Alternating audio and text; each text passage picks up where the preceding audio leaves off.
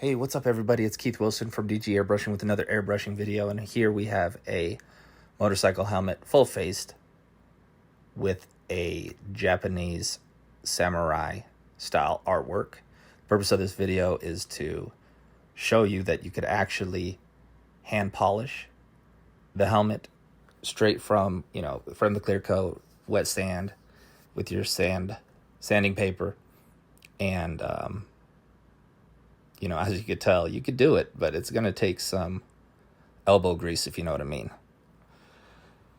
And so we're going to get to the helmet right here. And right now, there I am, wiping off.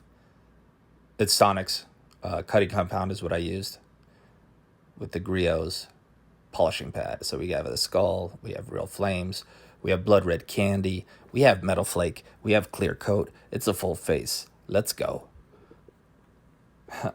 Yeah, no, it's I think it turned out really well. The customer was really happy. He was from out of town. I believe he's from San Jose.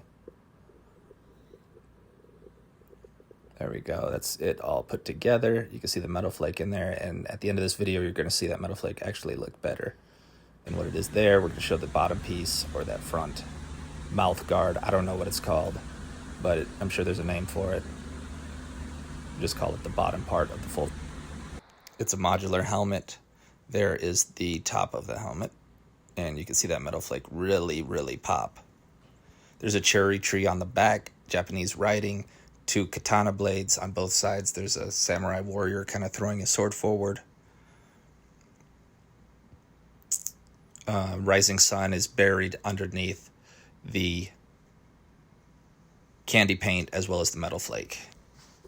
And here we go with the final product. Like I said, he was happy. I was happy. Tell me what you think. Leave a comment. Like and subscribe. You know the drill.